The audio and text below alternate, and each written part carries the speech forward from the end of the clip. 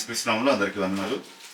మరొకసారి మనము యోహాను సువార్త ధ్యానాన్ని కొనసాగిస్తూ 4వ అధ్యాయము 1 నుండి 26 వరకు ఉన్నటువంటి వాక్య భాగాల్ని ఈరోజు మనం ధ్యానించుకున్నాం. అయితే చాలా సాధారణమైనటువంటి ఒక సంభాషణతో కూడినటువంటి ఒక వాక్య భాగం ఇది. సాధారణమైనటువంటిది అని ఎందుకంటున్నాను అంటే అర్థం చేసుకోవడానికి కష్టతరమైనది ఏది లేనటువంటి, ఎవరైనా చదివితే చాలా సరళంగా అర్థం చేసుకోగలిగేటటువంటి ఒక వాక్య భాగంగా దీన్ని మనం గమనిస్తూ ఉన్నాం. కాబట్టి it's a very simple passage అనే సెన్స్లో చెప్తున్నాను. బట్ సరళంగా ఉంది కాబట్టి, సాధారణమైన ఒక సంభాషణతో కూడిన వాక్య భాగం కాబట్టి అందులో మనం చదివేస్తే అన్నీ అర్థమైపోతాయి అన్నట్టుగా కూడా ఏమీ లేదు. అందులో మనం నేర్చుకోవడానికి మంచి పాఠాలు ఉన్నాయి, అన్వయించుకోవడానికి చాలా మంచి నియమాలు అందులో నేర్పించబడ్డాయి. అవన్నీ కూడా జాగ్రత్తగా మనం ధ్యానించి అర్థం చేసుకునే ప్రయత్నం చేయాలి. 4వ అధ్యాయంలో 1 నుండి 3 వరకు ఉన్నటువంటి వాక్య భాగాలు మనము పోయినసారి యోహాను సువార్త 3వ అధ్యాయం 22 నుండి 36 వరకు ఉన్నటువంటి వాక్య భాగాల్ని ధ్యానిస్తున్నప్పుడు దీని గురించినటువంటి ప్రస్తావన మనం చేశాము. అక్కడ యేసుక్రీస్తు ప్రభు బాప్తిస్మం ఇచ్చి యోహాను కంటే ఎక్కువ మందికి బాప్తిస్మం ఇస్తున్నటువంటి సందర్భాన్ని గురించి మనం ప్రస్తావించుకున్నాం. దాని గురించి ఇక్కడ 4వ అధ్యాయం 1, 2, 3 వచనాల్లో మనం చదువుతా ఉన్నాము. అయితే ఇక్కడ ఏం చదువుతున్నామంటే, యేసుక్రీస్తు ప్రభు బాప్తిస్మం ఇచ్చి యోహాను కంటే ఎక్కువ మందికి బాప్తిస్మం ఇచ్చిన సంగతి పరిసయ్యులకి తెలిసిందని, లేదా పరిసయ్యులు విన్నారని ఆయనకు తెలిసినప్పుడు ఆయన ఆ ప్రాంతాన్ని విడిచిపెట్టి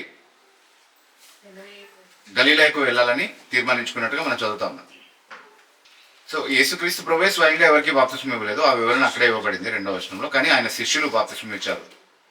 సో ఆయన శిష్యులే బాప్తిస్మం ఇస్తున్నప్పటికీ అది యేసుక్రీస్తు ప్రభు బాప్తిస్మం ఇచ్చినట్టుగానే పరిగణించబడింది అనేది మనము పోయినసారి మనం ధ్యానించినప్పుడు దానికి సంబంధించినటువంటి కొన్ని అన్వయింపు పాఠాలు కూడా మనం నేర్చుకున్నాము.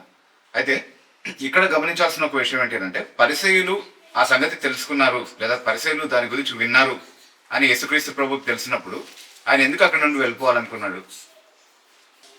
ఎందుకంటే వారి హృదయాలు, వారి మనోవైఖరి ఆయనకు తెలుసు కాబట్టి, వాళ్ళు ఖచ్చితంగా ఆయన పరిచర్యకు ఆటంకంగా ఉన్నారు కాబట్టి, ఏదో ఒక విధమైనటువంటి ఆటంకాన్ని వాళ్ళు సృష్టించే ప్రయత్నం చేస్తారు. కాబట్టి ఏదైనా ప్రమాదము పొంచి ఉన్నటువంటి ఒక పరిస్థితి నుండి యేసుక్రీస్తు ప్రభు వెళ్ళిపోవడం లేదా తప్పించుకోవడం అనేది చాలా సందర్భాల్లో మనం వాక్యంలో చూస్తున్నాం. యోహాను సువార్తలోనే చాలాసార్లు ఆ విషయం నమోదు చేయబడినట్టుగా మనం చూస్తా ఉన్నాం. యేసుక్రీస్తు ప్రభుని వాళ్ళు రాళ్లతో కొట్టాలని యత్నించినప్పుడు ఆయన వారి మధ్యలో నుండి తప్పించుకున్నాడని ఒక సందర్భంలో చదువుతున్నాము.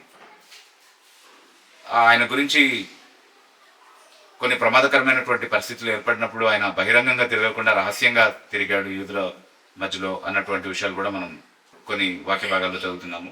సో ఇవన్నింటినీ చూపించి యేసుక్రీస్తు ప్రభు పిరికివాడు, ఆయనకు ధైర్యం లేదు అన్నటువంటి విమర్శ కొంతమంది చేస్తూ ఉంటారు.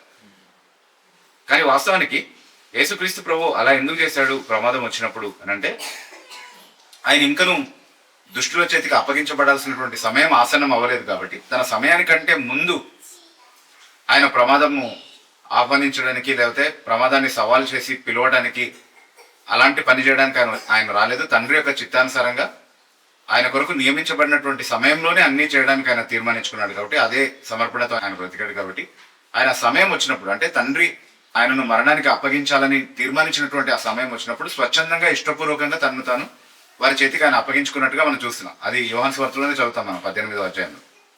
స్వచ్ఛందంగా అడిగి మరి వాళ్ళ చేతికి ఆయన తనను తాను అప్పగించుకున్నట్టుగా మనం చూస్తున్నాం. కాబట్టి ఆయన ఏం మరణానికి భయపడో లేకపోతే ప్రమాదానికి భయపడో ఆయన తప్పించుకున్నాడు అనేది కాదు, కానీ ఆయన సమయం రాలేదు అన్నది మాత్రమే బైబిల్ మనకి ఇచ్చేటటువంటి వివరణ ఆయన అలా చేయడానికి.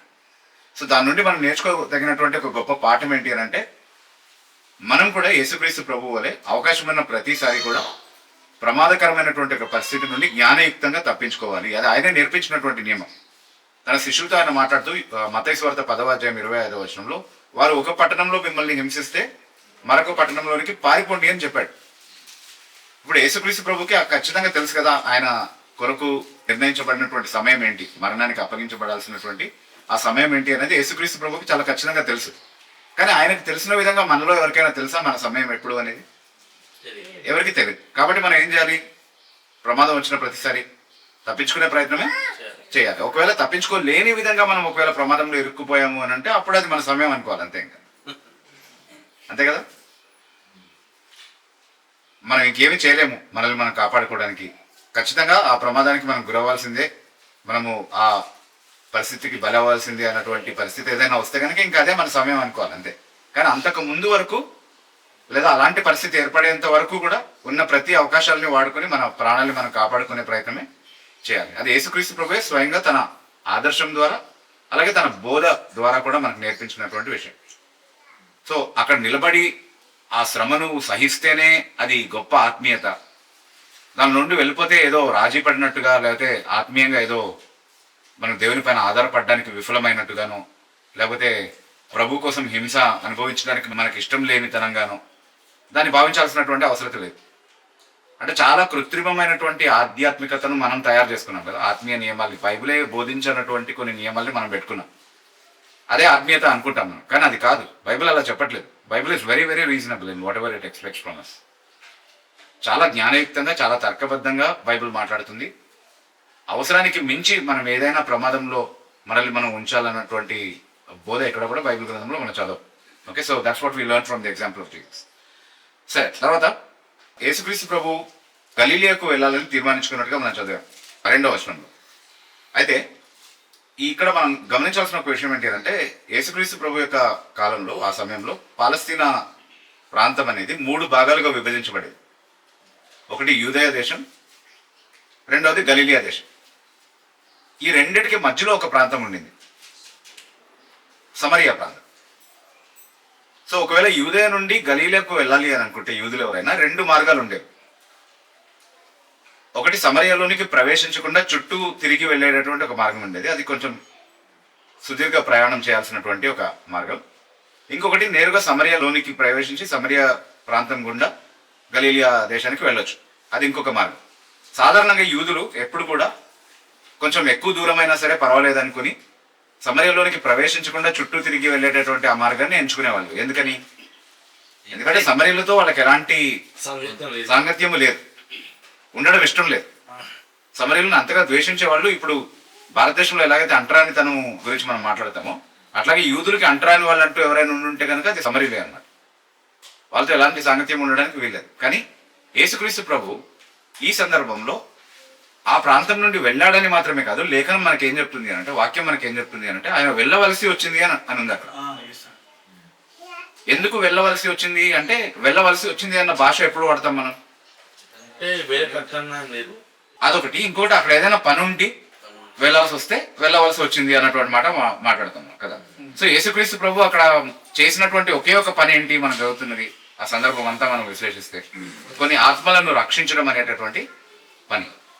సో యేసుక్రీస్తు ప్రభు తండ్రి చిత్తము చేస్తూ తండ్రి ఏర్పరిచిన వారందరినీ కూడా రక్షణలోనికి నడిపించేటటువంటి ఉద్దేశంతో వచ్చాడు. కాబట్టి ఒకవేళ సమాజము ఆయన్ని తిరస్కరించేటటువంటి పరిస్థితి ఉన్నా సరే, ఆ ప్రాంతం నుండి వెళ్ళినందుకు ఆయన ఏదైనా నిందను ఎదుర్కొనేటటువంటి అవకాశం ఉన్నా సరే, అలాంటి ఒక స్థలానికి ఆయన వెళ్ళడానికి ఎప్పుడు కూడా నిరాకరించలేదు. ఇష్టపూర్వకంగా ఆ ప్రాంతం నుండి వెళ్ళాడు అనేది మనకు అర్థమవుతాం. సో ఆయన వెళ్ళవలసి వచ్చింది అన్నది తండ్రి చిత్తానికి ఈ విషయంలో కూడా ఆయన తను లోబరుచుకున్నాడు. అక్కడ రక్షింపబడాల్సినటువంటి కొన్ని ఆత్మలు ఉన్నాయి కాబట్టి వాటి కొరకు ఆయన అక్కడ నుండి వెళ్ళవలసి వచ్చింది అన్నటువంటి భావం మాత్రమే ఈ వాక్యం అంతా చదివితే మనకు అర్థమవుతుంది. ఎందుకంటే అక్కడ వేరే పని ఆయన చేసినట్టుగా మనం చూడట్లేదు. వేరే ఉద్దేశం ఆయనకి లేదు వాస్తవానికి తన జీవితంలో. Basically right, he was after souls which he wanted to సే.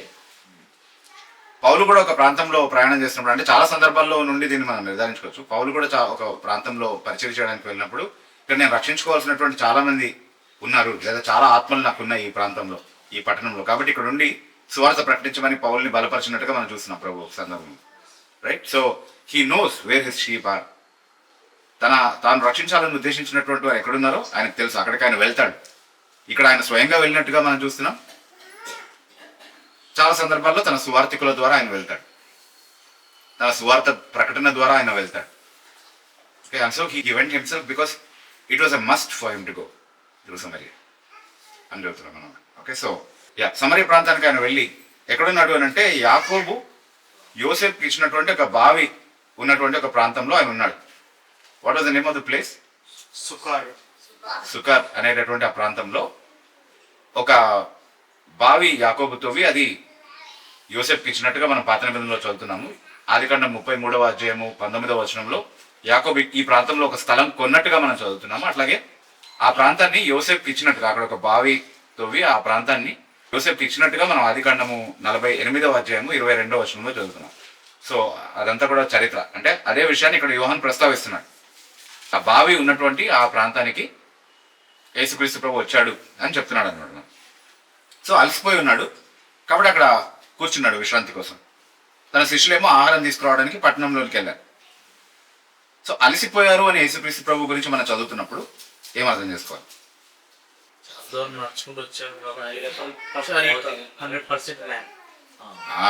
ఆయన సంపూర్ణ మానవుడు అని అర్థం చేసుకోవాలి కదా. ఆయన సర్వశక్తిమంతుడు దేవుడుగా, కానీ మానవుడిగా వచ్చినప్పుడు సంపూర్ణ మానవ స్వభావాన్ని ధరించుకున్నాడు కాబట్టి మానవ బలహీనతలన్నిటికీ తను తాను లోపరుచుకున్నాడు.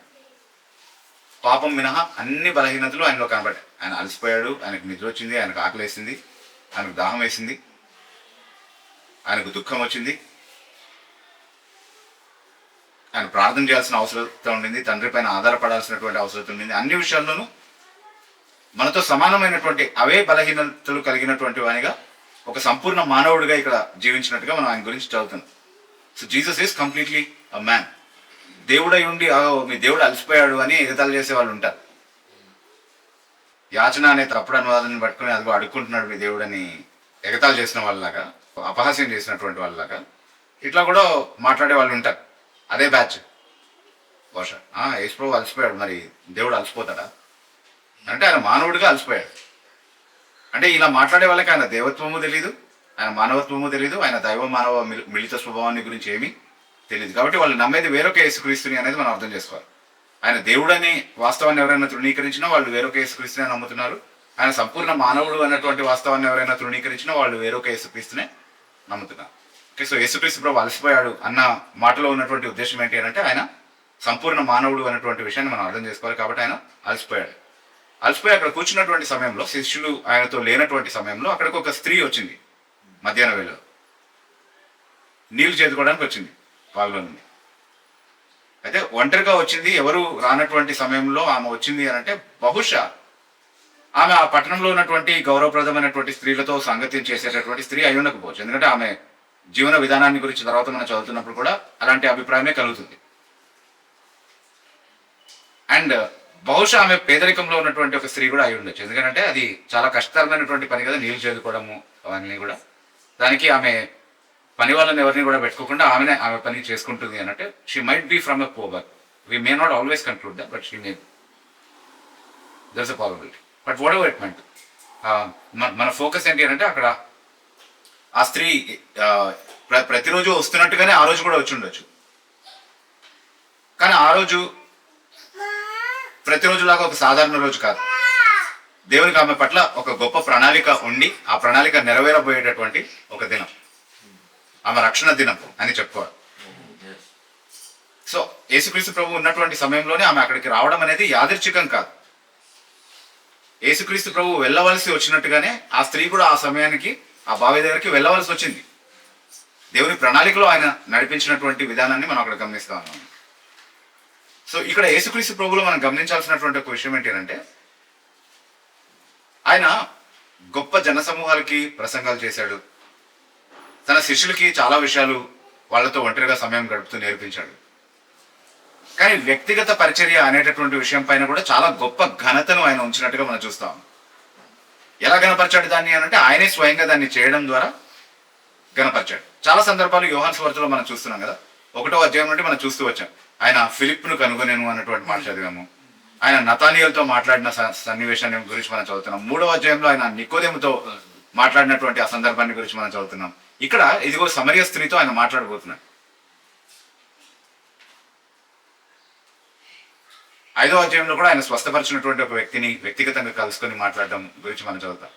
అట్లా చాలా సందర్భాలు ఉన్నాయి. 9వ అధ్యాయంలో ఆయన స్వస్థపరిచినటువంటి ఒక గుడ్డివానితో ఆయన వ్యక్తిగతంగా వెళ్ళి కలుసుకొని మాట్లాడినట్టు మనం చూస్తున్నాం.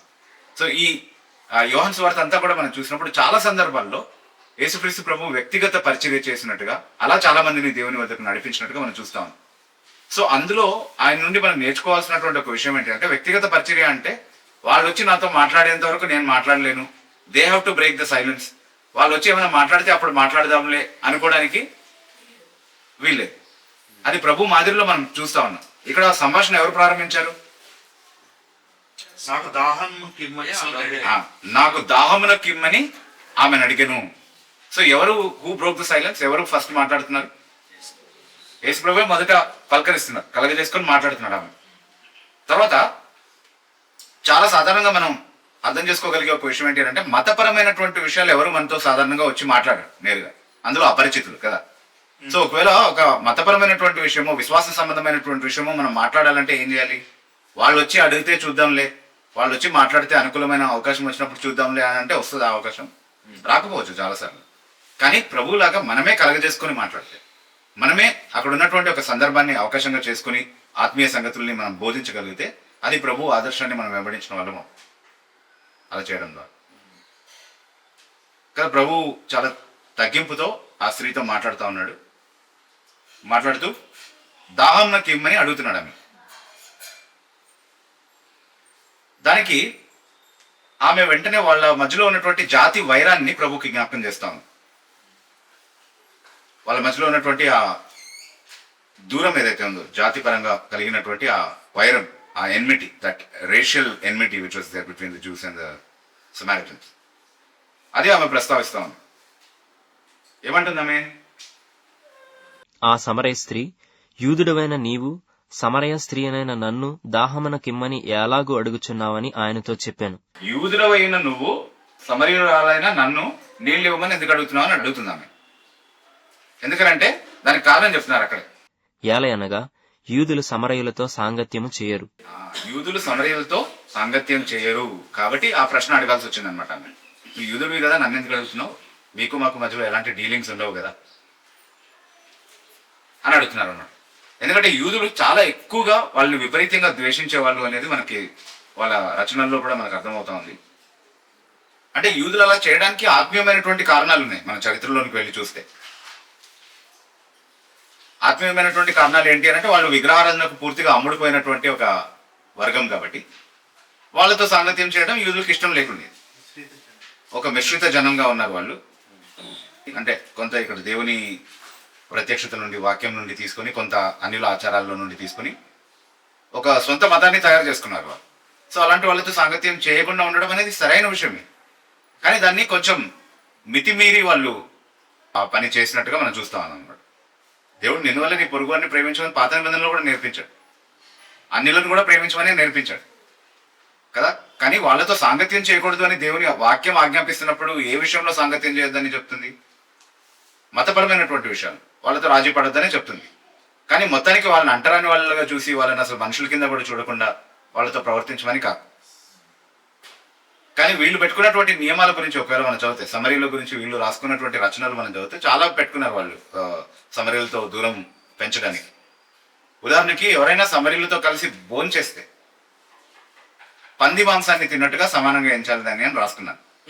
అంటే పంది మాంసం అనేది వీళ్ళకి చాలా నిషిద్ధమైనది, అపవిత్రమైనది కదా. సో ఎవరైనా ఒకవేళ సమరీలతో కలిసి సహవాసం చేస్తూ భోజనం చేస్తే వారితో కలిసి అది పంది మాంసం తినడంతో సమానం అని వాళ్ళు రాసుకున్నారు. వాక్యంలో ఎప్పుడైనా ఉందా సమరీలతో కలిసి తింటే అది పంది మాంసం తిన్నట్టు సమానమని? ఎక్కడ లేదా, వాళ్ళు పెట్టుకున్నటువంటి నియమం. ఇంకా చాలా విషయాలు మనము సువార్తల్లోనే చదివితే మనకు అర్థం అవుతుంది కదా. అంటే యేసుక్రీస్తు ప్రభుని ఒక సందర్భంలో వాళ్ళు తిట్టాలనుకున్నప్పుడు ఎలా తిట్టారు? నువ్వు దయ్యం పట్టినోడివి అని అన్నారు ఒక సందర్భంలో, ఇంకొక సందర్భంలో నువ్వు సమరీయుడివి అని అన్నారు. అంటే వాళ్ళు తిట్టుకోవడానికి సమరీయుడు అనేటటువంటి పదాన్ని వాడుకునేవాళ్ళు అనమాట. అంటే it was a derogatory term, like నువ్వు కుక్క, పంది అని మనం ఎట్లయితే తిట్టుకుంటామో అట్లా నువ్వు సమరీయుడివి అని తిట్టుకునేవాళ్ళు అనమాట. మనిషివా సమరీయుడు అనేవాళ్ళేమో అలా. ఏదేమైనా సరే మన దేశ సంస్కృతితో దీన్ని మనం పోల్చుకుంటే కనుక ఈరోజు కూడా కొన్ని గ్రంథాలలో అంటరాని వాళ్ళుగా ఎంచబడినటువంటి వారితో కలిసి భోజనం చేస్తే భూమి మీద ఉన్నటువంటి సమస్త మలాన్ని భుజించడంతో సమానమని రాసుకున్నారు. అంటే భూమి మీద అంతా, మొత్తం భూమిలో ఉన్నటువంటి మలం అంతా కూడా ఒక దగ్గర పోగేస్తే దాన్ని తింటే ఎంత అశుద్ధమో అలా దాంతో సమానం అంట నువ్వు ఒకవేళ ఒక అంటరాని వాడి ఇంట్లో భోజనం చేస్తే. అంటే ఒక అగ్రకులస్తుడు ఒక అంటరాని కులం ఇంట్లో భోజనం చేస్తే అంత నీచంగా దాన్ని వాళ్ళు చూశారు. అలా రాసుకున్నారు కూడా వాళ్ళ గ్రంథాలు. అది వాళ్ళు దైవ గ్రంథాలు అంటున్నారు కాబట్టి వాళ్ళ దైవాలే అవి నేర్పించారు వాళ్ళకి. కానీ బైబిల్ గ్రంథంలో అలా ఏం లేదు కదా. సమరీల విషయంలో వాళ్ళని అలా చూడాలని ఏం లేదు అక్కడ. ఇది వాళ్ళే రాసుకున్నటువంటి నేను. ఓకే సరే, కానీ అలాంటి ఒక నేపథ్యం నుండి ఈ ప్రశ్న వస్తుంది అనేది మనం అర్థం చేసుకోవాలి. ఈ సమరయ స్త్రీ అడిగినటువంటి ప్రశ్న వెనకాల ఉన్నటువంటి నేపథ్యం అదనమాట. ఎందుకు ఆమె అలాంటి ప్రశ్న అడగాల్సి వచ్చింది, ఎందుకు నీళ్ళు అడుగుతున్నావు అంటే, నీళ్ళు అడిగేది సాధారణంగా తీసుకుని ఇవ్వచ్చు కావాలంటే, ఇవ్వాలనుకుంటే. కానీ ఆ ప్రశ్న ఎందుకు అడగాల్సి వచ్చిందంటే ఇంత బ్యాక్గ్రౌండ్ ఉంది కాబట్టి దాని వెనకాల. సో నాని ఏమడుగుతున్నాడంటే, చూడగానే యూదులను ఎలా గుర్తుపట్టింది అని. అతని యొక్క వస్త్రధారణను చూసి ఆమె అలా గుర్తుపట్టి ఉండే అవకాశం ఉంది. ఎందుకంటే యూదులకు ప్రత్యేకమైనటువంటి వస్త్రధారణ ఉండుండేది. అంటే ధర్మశాస్త్రంలో కూడా మనం చదివినప్పుడు ఇతర జాతుల వారి కంటే కూడా వాళ్ళు వ్యత్యస్తంగా ఉండాలి వాళ్ళ వస్త్రధారణలో కూడా అనే నియమాలు దేవుడు నేర్పించాడు. కాబట్టి వాళ్ళు దాన్ని చాలా స్ట్రిక్ట్గా ఫాలో అయి ఉండాలి. దాన్ని బట్టి ఆమె గుర్తుపట్టి ఉండాలి ఇతను యూదుడు అన్నటువంటి విషయం. Okay, right. సో దానికి యేసుక్రీస్తు ప్రభు ఆ ప్రశ్నకి సమాధానం ఇవ్వట్లేదు సూటిగా కదా. అబ్బాయి అలాంటిది ఏం లేదు, మనం అలాంటివి ఏం పాటించాల్సిన అవసరం లేదు, నువ్వు మనిషివే నేను మనిషినే, అట్లాంటివి ఏం చెప్పట్లేదు ప్రభు కదా. He's not talking in those terms, he's just ignoring that question. So అంటే చాలాసార్లు అనవసరమైనటువంటి ప్రశ్నల్ని దాటవేస్తూ అసలు విషయం వైపుకి దృష్టి మరలించడం అనేది ఒక చాలా మంచి విధానం. ప్రభు సంభాషించిన విధానంలో మనం నేర్చుకోవాల్సినటువంటి ఒక మంచి విధానం కదా. Sometimes we get engaged with questions which are so insignificant and sidetrack the conversation. అనవసరమైన సంభాషణ, ఒక మంచి సంభాషణ జరుగుతున్నప్పుడు అనవసరమైన విషయాల్ని పట్టుకుని అసలు చెప్పాల్సినటువంటి విషయం నుండి మనము దారి తప్పే అవకాశం ఉంది. సో అది అలా కాకుండా అంశం మనం ఏదైతే మాట్లాడాలనుకుంటున్నామో దానికి స్టిక్ ఆన్ అయ్యే విధంగా అవతల వ్యక్తిని నడిపించడం అనేది ఒక సంభాషణలో ప్రభు యొక్క జ్ఞానం నుండి మనం నేర్చుకోదగినటువంటి ఒక గొప్ప విషయం. అందుకే ప్రభు సమాధానంగా ఏం చెప్తున్నాడు ఆమెకి? అందుకు యేసు, నీవు దేవుని వరమును నాకు దాహమున కిమ్మని నిన్ను అడుగుచున్నవాడెవడో అదియు ఎరిగియుంటే నీవు ఆయనను అడుగుదువు, ఆయన నీకు జీవజలమిచ్చునని ఆమెతో చెప్పాను.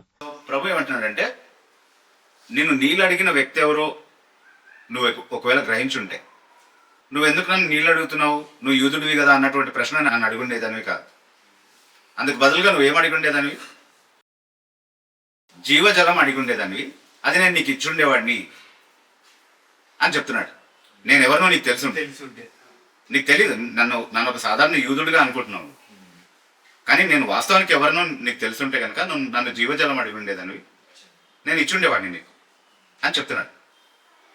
ఇక్కడ చాలా స్పష్టంగా మనం చూడగలిగే ఒక విషయం ఏంటి అంటే, చాలా ఆదరణతో మనం గమనించగలిగేటటువంటి ఒక విషయం ఏంటి అంటే, ఈ స్త్రీ గురించి సమస్తము తెలుసు యేసుక్రీస్తు ప్రభువుకి. ఆమె నేపథ్యం ఏంటో తెలుసు, ఆమె గతం ఏంటో తెలుసు, ఆమె చేసినటువంటి పాపాలు ఏంటో ఆయనకు చాలా స్పష్టంగా తెలుసు. ఎలా తెలుసు? మనకి ఎలా తెలుసు? ఎందుకంటే తర్వాత చదువుతుంటే అన్ని ఒక్కొక్కటిగా ఆమెకి బయలుపరిచి చెప్పినట్టుగా మనం చూస్తా ఉన్నాం. ఆమె కూడా దాంతో ఏకీభవించినట్టుగా, సమ్మతించినట్టుగా మనం చూస్తున్నాం. అంటే ఆమె ఒప్పుకుంది ప్రభు చెప్పినటువంటి విషయాలన్నీ కూడా నిజమే అని ఆమె గురించి. కాబట్టి ఆమె పాపపు నేపథ్యం తెలుసు ప్రభుకి. ఆమె అంటే అందరి చేత నైతికంగా తిరస్కరించబడేటటువంటి స్థితిలో ఉన్నటువంటి ఒక నేపథ్యం అని కూడా తెలుసు. కానీ ఆమెతో ప్రభు చెప్తున్నటువంటి మాట ఏంటి అంటే, నువ్వు నన్ను అడిగి ఉంటే నేను నీకు జీవజలాన్ని అనుగ్రహించి ఉండేవాడిని అని అంటున్నాడు.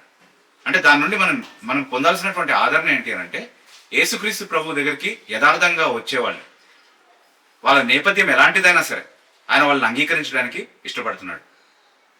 నీ నైతిక నేపథ్యం ఏంటో ఆయన అడగడు, నీ సామాజిక నేపథ్యం ఏంటో ఆయన అడగడు, నీ గత పాపపు జీవితం ఎలాంటిదో ఆయన అడగట్లేదు.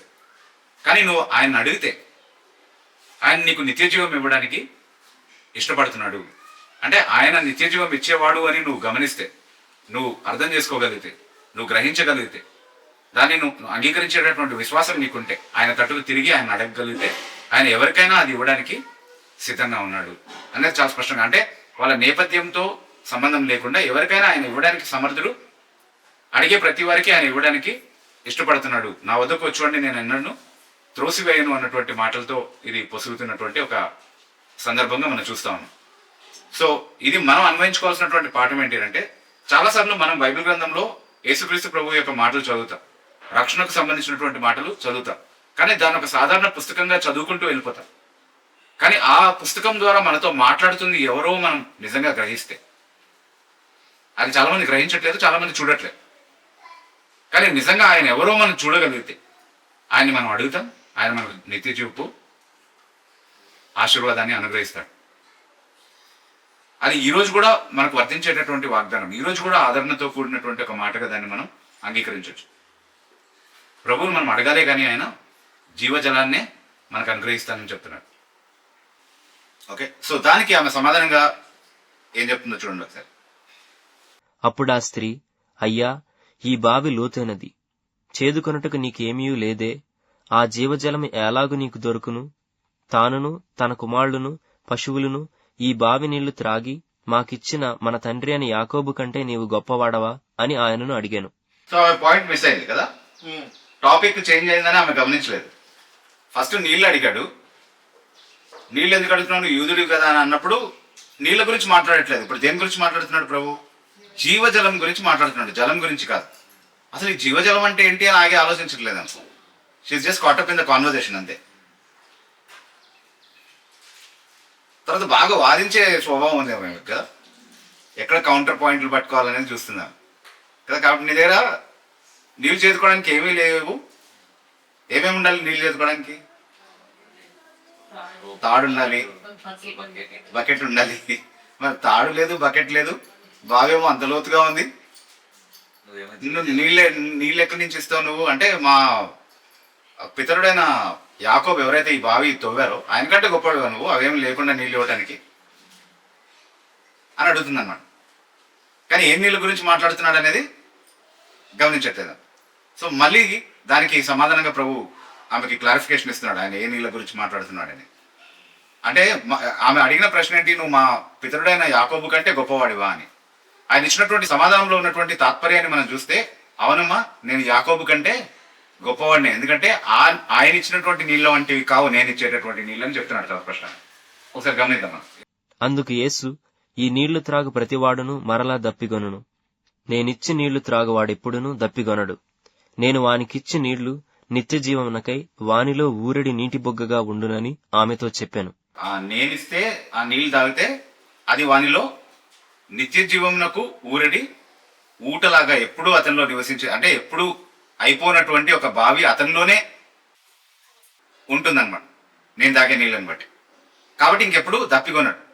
అలాంటి నీళ్ళ గురించి నేను మాట్లాడుతున్నానని చెప్తున్నాడు అనమాట. అంటే నువ్వు చూస్తున్నటువంటి ఈ బావిలో ఉన్నటువంటి నీళ్లు అది కేవలం నీ భౌతికమైన దాహాన్ని మాత్రమే తీర్చగలుగుతుంది. కానీ నేను మాట్లాడేటటువంటిది నిత్య జీవాన్ని అనుగ్రహించేటటువంటి నీళ్ళు. సో యాకోబు కంటే నేను గొప్పవాడిని అని ప్రభు చెప్తున్నాడు. ఆయన మాటల తాత్పర్యాలను అర్థం చేసుకోవచ్చు అని ఎందుకన్నానంటే, ఆయన ఏమంటున్నాడు, ఈ నీళ్లు తాగేవాడు మళ్ళీ మళ్ళీ దప్పికొంటాడు. ఈ నీళ్లు తాగితే మళ్ళీ దాహం వేస్తుంది నీకు. ఈ బావిలో ఉన్నటువంటి నీళ్ళు, నువ్వు ఏ నీళ్ళ గురించి అయితే మాట్లాడుతున్నావో మా తండ్రి అయిన యాకోబు మాకు ఇచ్చాడని, అది తాగిన వాడికి మళ్ళీ దాహం వేస్తుంది. కానీ నేను ఇచ్చేటటువంటి నీళ్లు తాగేటటువంటి వాడికి మళ్ళీ ఎప్పుడు దాహం వేయదు అని చెప్తున్నాడు. అంటే నిజానికి మనం దీన్ని అన్వయించుకుంటే మన జీవితాలకు కూడా ఈ లోకంలో మనం వెతికే చాలా విషయాలు ఉన్నాయి కదా, అవన్నిట్లో మనకు తృప్తి ఉంది అని మనం అనుకుంటాం. అంటే మనకున్నటువంటి ఏదో ఒక దాహాన్ని అది తీరుస్తుందని మనం అనుకుంటాం. అందుకే ఈ లోకపు వస్తువుల వెంట మనం వెళ్తాం. ఈ లోకంలో ఉన్నటువంటి వస్తువులు కూడా నాలో ఆ తృప్తి దొరుకుతుంది అని వాగ్దానం చేసే విధంగా కనబడతాయి మనకి. కాబట్టి వాటి వెంట వెళ్తాం మనం. తాత్కాలికంగా ఏదో ఒక సంతోషాన్ని కూడా అవి ఇచ్చే విధంగా ఉంటాయి చాలా విషయాలు కదా. కానీ తర్వాత ఏమవుతుంది, మళ్ళీ దాహం వేస్తుంది కదా. అంటే శాశ్వతమైనటువంటి తృప్తి అనేది ఈ ప్రపంచంలో ఉన్నటువంటి ఏ వస్తువు కూడా మనకి ఇవ్వలేదు. మనం సంపాదించుకునేటటువంటి పేరు ప్రఖ్యాతులు కావచ్చు, లేకపోతే మనం సంపాదించుకునేటటువంటి ధనం కావచ్చు, లేకపోతే మనం సంపాదించుకునేటటువంటి బంధుత్వాలు కావచ్చు, స్నేహితులు కావచ్చు, ఎవరైనా సరే, ఎవరి నుండి అయితే మనం ఏ రకమైనటువంటి తృప్తి అయినా సరే పొందాలని ఆశిస్తున్నామో వాళ్ళ నుండి మనకు కలిగేటటువంటి సంతోషం శాశ్వతమైనది కాదు. ఆ నీళ్లు త్రాగేటటువంటి వాడు మళ్ళీ తప్పికొంటాడు, మళ్ళీ దాహం వేస్తుంది. ఈ ప్రపంచంలో ఉన్నటువంటి ఏ వస్తువు కూడా మన దాహాన్ని సంపూర్ణంగా తీర్చగలిగేవి కావు. కానీ యేసుక్రీస్తు ప్రభు అనుగ్రహించేటటువంటి నిత్య జీవం మాత్రమే మన అన్ని దాహాలకు, అన్ని రకాలైనటువంటి ఆకలులకు సరైనటువంటి పరిష్కారంగా మనం చూస్తాం. ఎందుకంటే శాశ్వతంగా ఉండేది అది మాత్రమే. సో ఇక్కడ నీళ్ల గురించి ప్రభు మాట్లాడుతున్నప్పుడు దాన్ని ఎలా అర్థం చేసుకోవాలి మనం అంటే, నీళ్లు అనే పదం కనబడిన ప్రతిసారి కూడా, అలంకారంగా దాన్ని వాడిన ప్రతి సందర్భంలో కూడా ఒకే అర్థంలో దాన్ని తీసుకోవడానికి వీలు పడదు. నీళ్లు అనేటటువంటి సాదృశ్యాన్ని చాలాసార్లు అలంకారంగా చాలా సందర్భాల్లో వాడాడు, ప్రభు కూడా వాడాడు. ఉదాహరణకి 3వ అధ్యాయంలో నీళ్ల గురించి మాట్లాడుతున్నప్పుడు దానికి ఒక అర్థం చెప్పుకున్నాం మనం, జ్ఞాపకం ఉంది ఎవరికైనా? నికోదేముతో మాట్లాడుతున్నాడు వాక్యం. ఎందుకంటే వాక్యమే ఒక వ్యక్తిని తిరిగి జన్మింపజేయడంలో సాధనంగా దేవుడు వినియోగించేటటువంటిదని చాలా వచనాల వెలుగులో మనం నిర్ధారించుకున్నాం.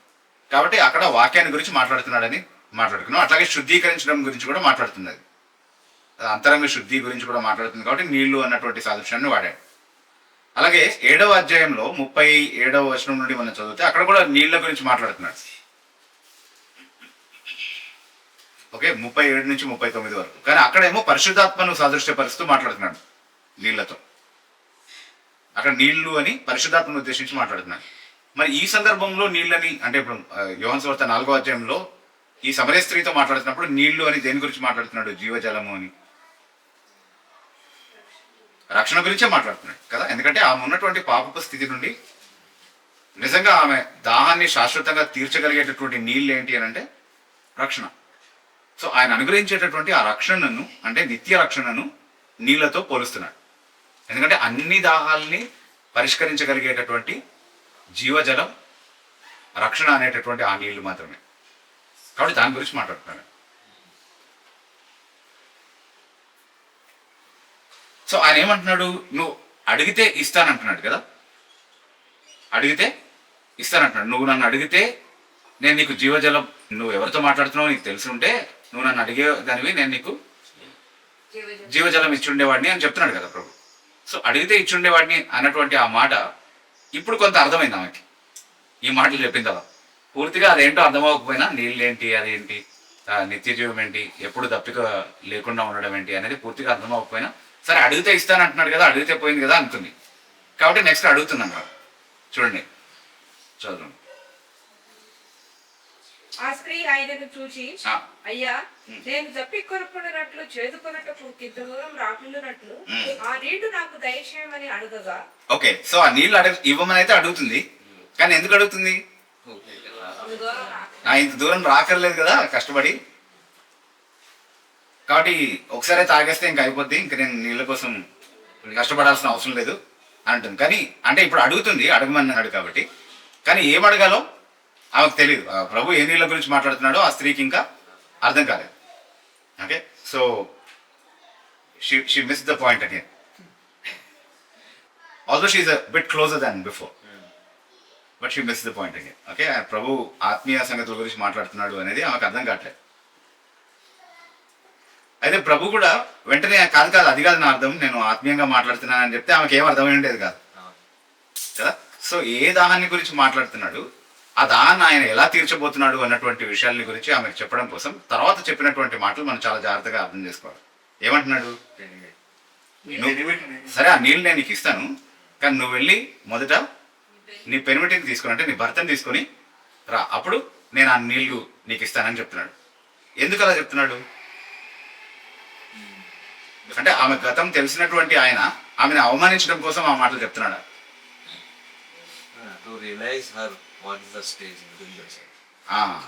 ఆమె ఉన్నటువంటి స్థితిని ఆమె గుర్తెరిగే విధంగా లేదా గుర్తించే విధంగా దాన్ని ఒప్పుకునే విధంగా ప్రభు సన్నిధిలో ఆ మాటలు ప్రభు ఆమెకు చెప్తా ఉన్నాడు.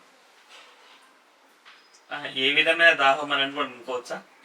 ఏ విధమైనటువంటి దాహాన్ని గురించి మాట్లాడుతున్నాడు అనేది కూడా ఆమెకు అర్థం అవ్వాలి, ఆమెకి గ్రహింపు కలగజేయాలి అన్నటువంటి ఉద్దేశంతో కూడా ఆ మాటలు చెప్తా ఉన్నాడు. ఎందుకంటే నువ్వు ఉన్నటువంటి పాపపు స్థితి నుండి నిత్య జీవం పొందేటటువంటి స్థితికి నిన్ను నడిపించగలిగేటటువంటి ఆ నీళ్లు నేను నీకు ఇస్తానన్నది ఆయన ఉద్దేశం. అదే ఆమె అర్థం చేసుకోవాలి. కాబట్టి ఆ విషయాన్ని ఆమెతో సూటిగా మాట్లాడుతున్నాడు అనమాట. వెళ్ళి నీ పెనిమిటిని తీసుకురా, అప్పుడు నేను నీళ్ళు ఇస్తానని చెప్తున్నాడు. నేను వాగ్దానం చేసినటువంటి ఆ నీళ్లు ఇస్తానని చెప్తున్నాడు. సో సువార్తలో మనం గ్రహించాల్సినటువంటి ఒక ప్రాముఖ్యమైనటువంటి విషయం ఏంటి అంటే, నేనెవరినో గ్రహించకుండా, నేనున్నటువంటి స్థితిని నేను గుర్తెరగకుండా సువార్త యొక్క విలువ అర్థం చేసుకోవడం అనేది సాధ్యం కాదు. నేను పాపినని, పూర్తిగా నశించినటువంటి స్థితిలో ఉన్నానని, దేవుని కృప మాత్రమే నన్ను రక్షించగలుగుతుందని నా జీవితాన్ని గురించి నేను గ్రహించకపోతే ఎప్పుడూ నేను స్వనీతిపరుడుగానే ఉంటాను నా దృష్టిలో కదా. నాకేం కొదవలేదు అన్నటువంటి పరిస్థితిలోనే నేను ఉంటాను ఆత్మీయంగా. నేను చాలా బాగున్నాను, వాళ్ళతో వీళ్ళతో పోల్చుకుంటే చాలా చాలా బాగున్నాను, అది నా ఆత్మీయతతో ఎవరు సాటి రారు, నా భక్తి చాలా గొప్పది, నా సమర్పణ చాలా గొప్పది, ఇవన్నీ కూడా అనుకుంటారు మనిషి. ఎప్పటి వరకు? తన నిజస్థితి తను దేవుడు చూసే విధంగా చూడలేనంత వరకు. కానీ దేవుడు నిన్ను ఎలా చూస్తున్నాడో, నువ్వు ఏ స్థితిలో ఉన్నావో అది నువ్వు గ్రహించగలిగితే అప్పుడు మాత్రమే సువార్త యొక్క విలువ ఏంటో, రక్షకుని యొక్క అవసరత ఏంటో అర్థమవుతుంది. అది గ్రహించగలిగేటటువంటి విధంగా ప్రభు ఆమెతో మాట్లాడాడు. మనం సువార్త ప్రకటిస్తున్నప్పుడు కూడా ప్రభువును మనం ప్రకటించే కంటే ముందు ఒక వ్యక్తికి తన పాపపు స్థితి గుర్తించగలిగేటటువంటి బోధను ఆ వ్యక్తికి ఇవ్వాలి మనం. అప్పుడే అవసరం తెలుస్తుంది. ఆకలి లేని వాడి ముందు బిర్యానీ పెడితే ఏం లాభం? వాడికి అవసరం లేదు, ఐఎమ్ ఫుల్ అంటాడు. అది అతనికి అవసరత లేదు. కానీ మనం వెళ్ళి యేసుప్రభుని నమ్ముకో, యేసుప్రభు నిన్ను ప్రేమిస్తున్నాడంటే అయితే నాకేంటి, ఎవరు ప్రేమించమన్నాడు అంటాడు వాడు. ఎందుకంటే వాడికి దాని విలువేంటో తెలియదు కదా. అంటే ఇప్పుడు ఇవాళ ఉన్నటువంటి స్వార్థ ప్రకటన అంతా కూడా అదే కదా. దేవుడిని ప్రేమిస్తున్నాడు, దేవుడు నేను ప్రేమిస్తున్నాడు, ఎవరు ప్రేమించమన్నారే బాబు, అవసరం లేదంటాడు.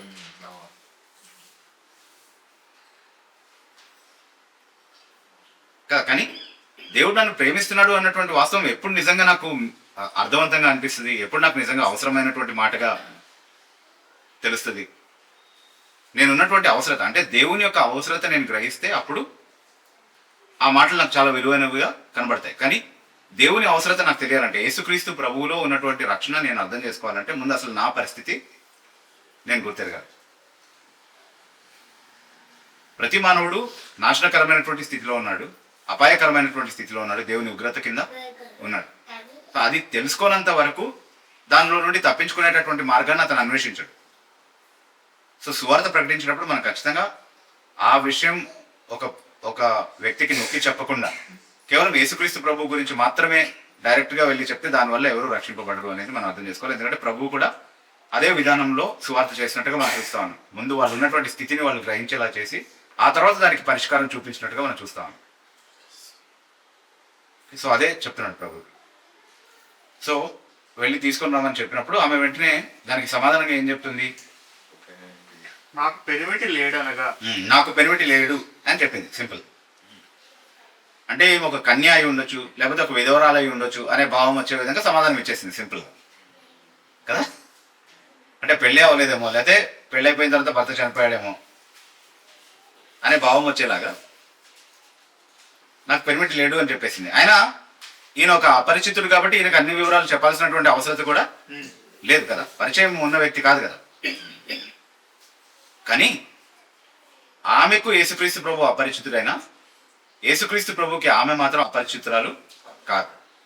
ఆయన చాలా మంచి పరిచయం ఉంది ఆమెతో.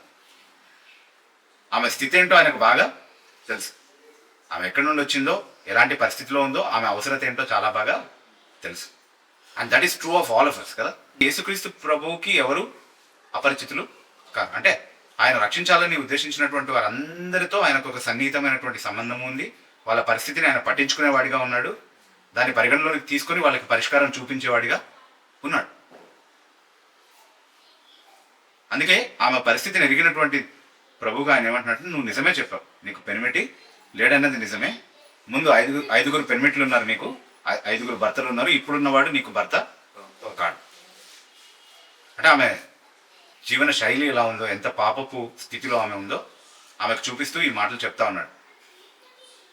చాలాసార్లు మనం అనుకోవచ్చు, అంటే 5 పెనిమిట్లు ఉన్నారంటే అందులో ఏం తప్పు ఉందిలే, ఒకరు చనిపోయిన తర్వాత ఇంకొకరిని చేసుకుని ఉండొచ్చు అని అనుకోవచ్చు మనం. కానీ అలా ఉండే అవకాశం లేదు ఈమె పరిస్థితిలో. ఎందుకంటే తర్వాత కూడా ఆమె స్వయంగా ఒప్పుకుంటుంది కదా, నేను గతంలో చేసినవన్నీ కూడా చెప్పిన ఒక వ్యక్తిని నేను కనుగొన్నాను అని చెప్తుంది.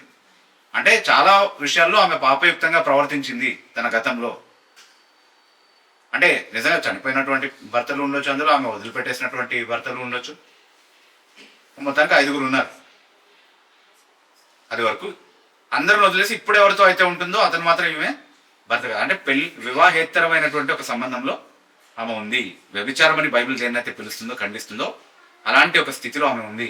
చాలా దేవుని చేత తిరస్కరించబడినటువంటి, సమాజం ఆమోదించినటువంటి ఒక దయనీయమైనటువంటి పరిస్థితిలో ఆమె ఉంది అన్నటువంటి విషయాన్ని ఆమెకి గుర్తు చేస్తూ ఉన్నాడు ప్రభు.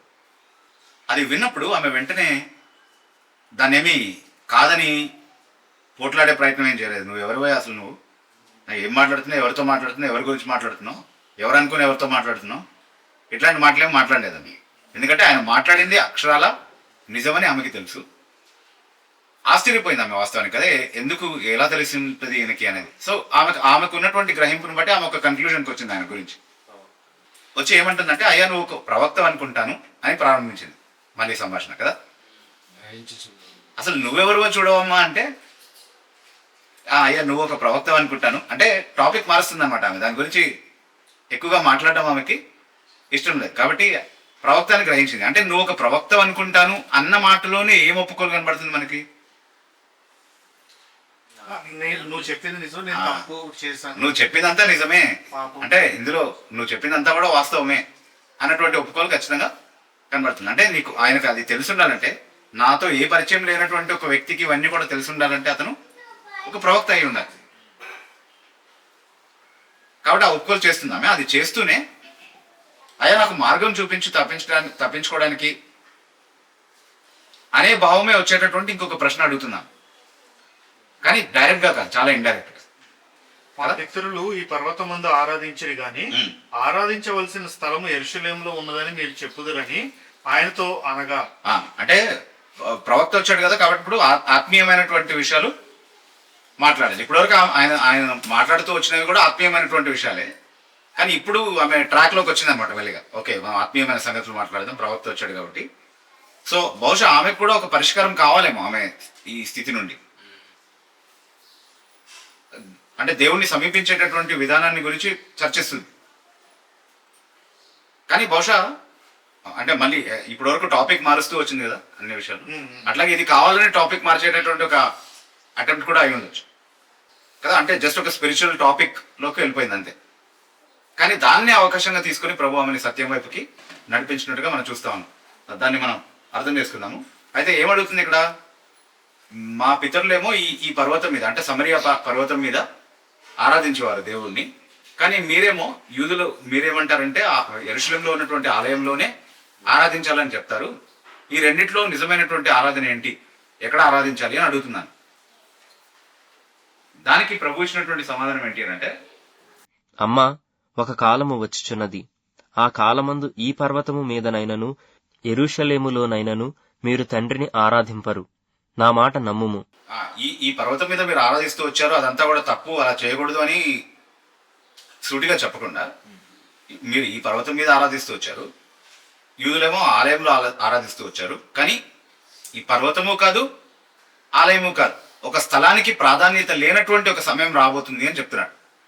అది కొత్త నిబంధన కాలాన్ని గురించి ఆయన మాట్లాడుతున్నాడు. మన ఇది చాలా ఖచ్చితంగా గుర్తుపెట్టుకోవాల్సినటువంటి విషయం. ఈరోజు మందిరాలకు చాలా ఎక్కువ ప్రాధాన్యత ఇచ్చేటటువంటి ఒక సంస్కృతి మనం క్రైస్తవంలో చూస్తున్నాం కదా. ఎంత పెద్ద మందిరం కట్టుకుంటే అంత వైభవంగా ఆరాధించవచ్చు, ఎంత ఎక్కువ మందిని పోగు చేసుకుని ఒక పెద్ద మందిరంలో కూర్చోబెట్టుకోగలిగితే అంత సక్సెస్ఫుల్ గా నేను పరిచయం చేస్తున్నానని అనుకుంటున్నారు. అంత మాత్రమే కాకుండా ఆ మందిరాలని పుణ్యస్థలాలుగా చూపిస్తూ అక్కడికి వస్తే ఏవో కార్యాలు జరుగుతాయి అన్నట్టుగా ప్రజలను ఆహ్వానిస్తా ఉన్నారు. తీర్థక్షేత్రాలుగా పుణ్యక్షేత్రాలుగా వాళ్ళ మందిరాలని వాళ్ళు మార్చుకుంటున్నారు. అంటే కేవలం దేవుని ప్రజలు కూడి ఆరాధించేటటువంటి ఒక సాధారణమైనటువంటి స్థలంగా కాకుండా, అంటే దేవుని సాన్నిధ్యాన్ని కలిసి అనుభవించడానికి సంఘంగా కూడి రావాల్సినటువంటి ఒక స్థలంగా కాకుండా, అక్కడ ఏవో అద్భుతాలు జరిగేటటువంటి ఏదో ఆత్మీయంగా గొప్పతనం ఉన్నటువంటి ఒక ప్రాంతంగా, ఒక క్షేత్రంగా దాన్ని చూపిస్తా ఉన్నారు. కానీ అది యేసుక్రీస్తు ప్రభు చెప్పినటువంటి మాటకి పూర్తిగా వ్యతిరేకంగా ఉంది. ఎందుకంటే సంఘకాలం వచ్చినప్పుడు స్థలానికి కాదు ఉన్నది ప్రాధాన్యత, సంఘానికే ప్రాధాన్యత ఉంది. దేవుని ప్రజలు ఆయన్ని ఆరాధించడం అనే దానిపైన ఫోకస్ ఉంది తప్ప ఏ స్థలంలో అది చేస్తున్నాం అన్న దానిపైన కాదు అనేది ప్రభు చెప్తా ఉన్నాడు. ఓకే, సో ఆ మాట చెప్తూ ఇంకొక విషయం కూడా ఆమెకు చెప్తున్నాడు. కంటిన్యూ. ఆ కాలం ముందు ఈ పర్వతం మీదనైనా యెరూషలేములోనైనా మీరు తండ్రిని ఆరాధింపరు. నా మాట నమ్ము. మీరు మీకు తెలియని దానిని ఆరాధించువారు, మేము మాకు తెలిసిన దానిని ఆరాధించువారు. సో ఆ కాలం వచ్చినప్పుడు ఒక స్థలంని బట్టి కాదు కానీ ఆత్మతోను సత్యంతోను తండ్రిని ఆరాధించేటటువంటి కాలం అది అని చెప్తున్నాడు. అది చెప్తూనే మీరు మీకు తెలియని దాన్ని ఆరాధిస్తున్నారు, మేము మాకు తెలిసిన దాన్ని ఆరాధిస్తున్నాము, ఎందుకంటే రక్షణ యూదుల నుండే కలుగును అని చెప్తున్నాడు. అంటే నేను ఒక యూదుడినని గుర్తించావు, ఒక ప్రవక్తనని గుర్తించావు, కాబట్టి నేను నీకు చెప్పేది ఏంటి అని అంటే, నువ్వు ఆరాధించేటటువంటి స్థలము గురించి మాట్లాడుతున్నావు కానీ నీకు తెలియని దాన్ని ఆరాధిస్తున్నావు. యూదులకు నిజంగా దేవుడు తన ప్రత్యక్షతనిచ్చాడు. వారి దగ్గర దేవుని యొక్క గ్రంథం ఉంది. దాన్ని బట్టి వాళ్ళు నిజమైనటువంటి దేవుణ్ణి గ్రహించి అర్థం చేసుకుని ఆరాధించేటటువంటి అవకాశం వాళ్ళకే ఉంది. కాబట్టి వాళ్ళు తెలిసి దేవుణ్ణి ఆరాధిస్తున్నారు, నువ్వు తెలియకుండా తెలియని దాన్ని ఆరాధిస్తున్నావు అని చెప్తున్నాడు. సో ఈ మాటల్ని బట్టి మనం చాలా స్పష్టంగా గ్రహించాల్సిన ఒక విషయం ఏంటంటే, ఆరాధన అనేది గ్రహింపుకు సంబంధించినటువంటి విషయం కూడా. అది కేవలం భావోద్రేకాలకు మాత్రమే సంబంధించినటువంటి విషయం కాదు.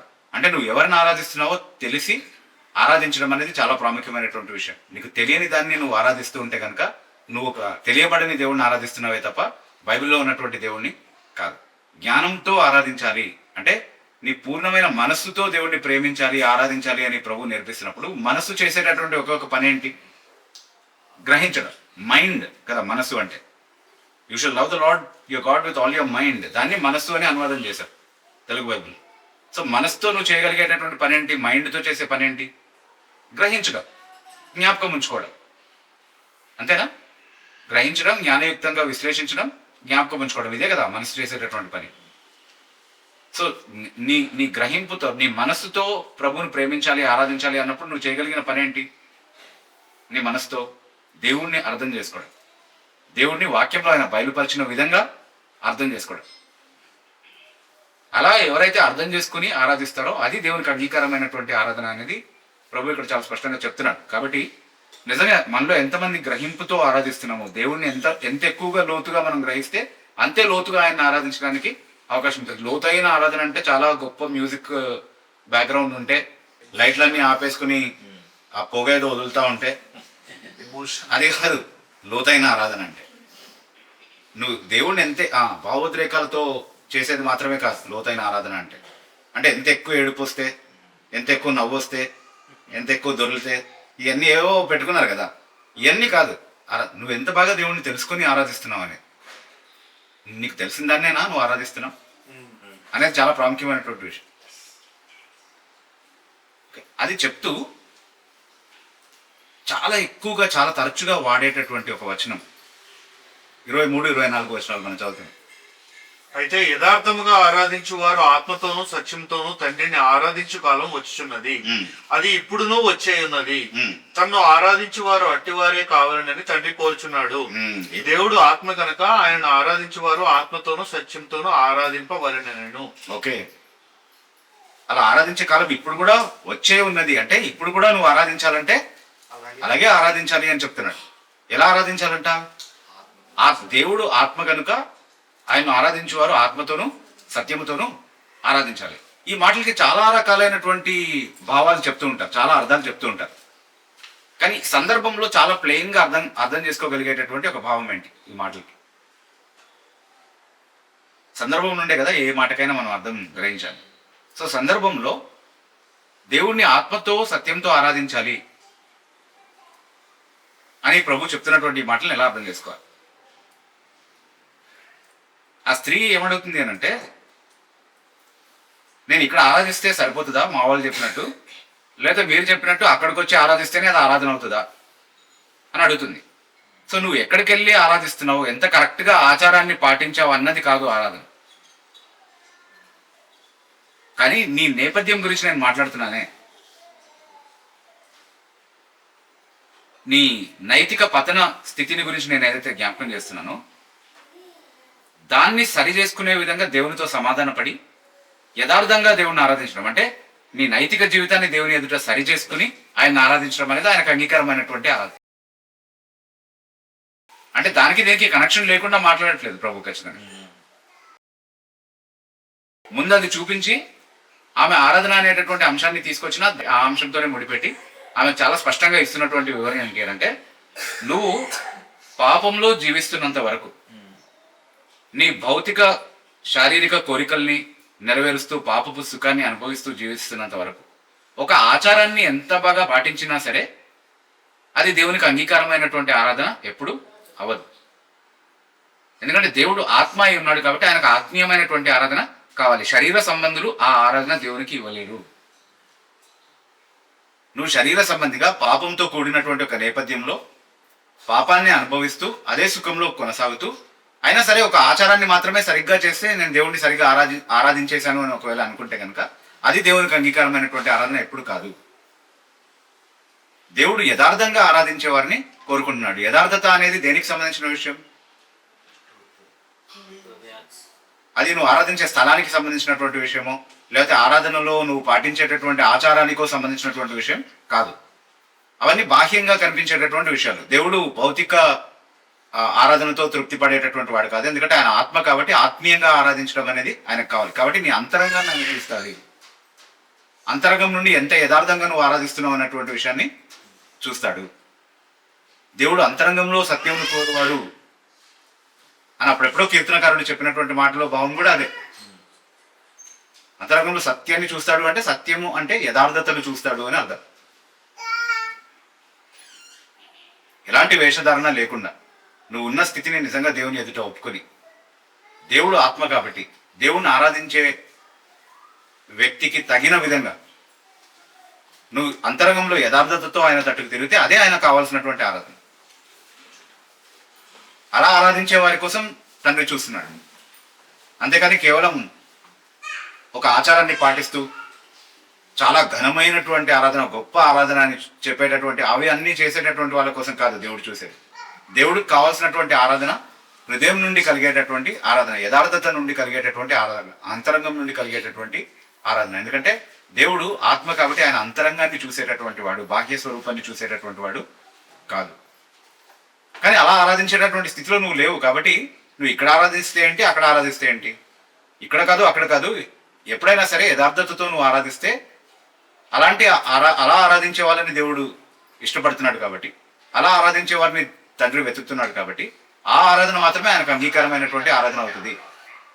అలా నీ పాప స్థితిని దేవుని ఎదుట ఒప్పుకుని దాన్ని విడిచిపెట్టి దేవునితో సమాధానపడి దేవుడు అంతరంగంలో కోరేటటువంటి ఆ యథార్థతను కలిగి ఉండి ఆరాధించడమే దేవునికి అంగీకారమైనటువంటి ఆరాధన. సో ఈ భావాన్ని ఈ మాటల్లో మనం సందర్భం నుండి చాలా స్పష్టంగా గ్రహించగలదు. దాన్ని పక్కన పెట్టి కేవలం ఆ మాటను మాత్రమే ఉటంకించి చాలాసార్లు చాలా ప్రసంగాలు మనం వినుంటాం కదా, ఆత్మతో సత్యంతో ఆరాధించాలి. ఆత్మతో ఆరాధించాలంటే ఇంకా ఆత్మ అని ఉంది కాబట్టి ఇంకా భాషల్లో మాట్లాడేయడమే అదొక ఆరాధన, కొంతమంది నిర్వచనం. అంటే ఆత్మలో నేను ఆరాధిస్తాను అని భాషల్లో మాట్లాడే సందర్భంలో 1 కొరింథీ పత్రిక 14వ అధ్యాయంలో పౌలు చెప్పినటువంటి మాట వాస్తవమే.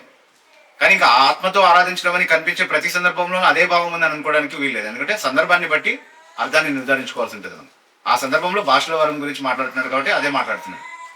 కానీ ఈ సందర్భంలో ఒక పాపపు స్థితిలో ఉన్నటువంటి ఒక వ్యక్తి యథార్థంగా దేవుణ్ణి ఆరాధించే దాని గురించి మాట్లాడుతున్నాడు కాబట్టి మారు మనసుతో దేవునితో సమాధాన పడినటువంటి స్థితిలో ఆరాధించడాన్ని ఆత్మతోనూ సత్యంతోనూ ఆరాధించడం అనే మాటలతో ప్రభు వ్యక్తపరుస్తున్నాడు అనేది చాలా స్పష్టంగా అర్థమవుతుంది. సో మన ఆరాధన ఎలా ఉంది అనేది చాలా ప్రాముఖ్యమైనటువంటి విషయం. నిజంగా దేవుణ్ణి అంగీకారమైనటువంటి విధంగా మనం ఎప్పుడైనా ఆరాధించామా? అలా ఆరాధించాలంటే మన పాపస్థితి మనం గుర్తెరిగినటువంటి వారిగా ఉండాలి, దేవునితో సమాధాన పడినటువంటి వారిగా ఉండాలి, మన పాపస్థితిని మనం విడిచిపెట్టినటువంటి వారిగా ఉండాలి. అప్పుడు మాత్రమే ఆత్మతోనూ సత్యంతోనూ దేవుణ్ణి ఆరాధించగలుగుతాం. సో ఆ మాటలు చెప్పినప్పుడు చివరిసారి ఇంకొక ప్రయత్నం చేస్తున్నాను తప్పించుకోవడానికి. 25వ వచనం, ఆ స్త్రీ ఆయనతో, క్రీస్తనబడిన మెస్సియా వచ్చునని నేను ఎరుగుదును, ఆయన వచ్చినప్పుడు మాకు సమస్తమును తెలియజేయనని చెప్పగా. కరెక్టే, కానీ క్రీస్తు వస్తాడు, ఆయన వచ్చినప్పుడు అన్ని చెప్తాడు, అప్పుడు వింటాంలే అన్నట్టుగా చెప్తుంది అనమాట. అప్పుడు చూద్దాం, షీస్ పోస్ట్పోనింగ్ హర్ డెసిషన్ కదా అన్న. దానికంటే ముందు ఆత్మతోను అన్నది కదా, సత్యంతోను అన్నప్పుడు వివరించారు. ఆత్మతోను అన్నప్పుడు అంటే దేవుడు ఆత్మ కాబట్టి నువ్వు మాట్లాడే విధంగా భౌతికమైనటువంటి స్థలానికో భౌతికమైనటువంటి విషయాలతో పరిమితమైనటువంటి ఆరాధన కాదని కోరేది, ఆత్మీయమైనది కోరుతున్నాడు. ఆత్మతోను సత్యముతోను అన్నది అంతరంగం నుండి వచ్చేటటువంటి యథార్థత. ఆత్మీయమైనది అని అంటే అంతరంగానికి సంబంధించినటువంటి దాని గురించి మాట్లాడుతున్నాడు, భౌతికంగా బయటికి కనిపించేటటువంటి దాని గురించి మాత్రం కాకుండా. స్థలం గురించి కాకుండా ఎక్కడైనా ఆరాధించవచ్చు అన్న మీనింగ్ లో ఆత్మతోను. ఎక్కడైనా ఆరాధించవచ్చు కానీ యథార్థంగా ఆరాధించాలి. ఎక్కడైనా ఆరాధించవచ్చు అని చెప్పి మళ్ళీ అదే సమస్య ఉంటుంది కదా యథార్థత లేకపోతే. అందుకే ఆ రెండు కలిపి అర్థం చేసుకోవాలి. ఎక్కడైనా ఆరాధించవచ్చు, అక్కడికే వెళ్ళి ఆరాధిస్తే ఆరాధన అని కాదు, కానీ నువ్వు ఎలా ఆరాధిస్తున్నావు అనేది చాలా ప్రాముఖ్యమైనటువంటి విషయం. అది హృదయాంతరంగం నుండి కలిగినటువంటి ఆరాధన అయి ఉండాలి. కాబట్టి అది ఆత్మీయమైనది, భౌతికమైనది కాదు కదా. హృదయాంతరంగం నుండి కలిగేది అనేది వాస్తవానికి పైనుండి అనుగ్రహించబడితేనే కలుగుతుంది. ఓకే, సో అది ఆత్మీయమైనది. ఆత్మీయంగా ఒక వ్యక్తి తిరిగి జన్మించకుండా ఆత్మీయమైనటువంటి ఏ కార్యాలు చేయలేడు కదా. ఆత్మ అది ముందే చెప్పేశాడు ప్రభు కదా. శరీరం మూలంగా పుట్టినది శరీరంను, ఆత్మ మూలంగా పుట్టినది ఆత్మయునై ఉన్నది అని అన్నప్పుడు భౌతిక శరీరం నుండి కేవలం భౌతిక పరమైనటువంటి ఆరాధన మాత్రమే పుట్టగలుగుతుంది. అది దేవునికి అంగీకారమైనది కదా. ఆయన ఆత్మ కాబట్టి ఆత్మీయంగా కలిగేటటువంటి ఆరాధన కావాలి ఆయనకి. అది ఆత్మ మూలంగా మాత్రమే కలుగుతుంది.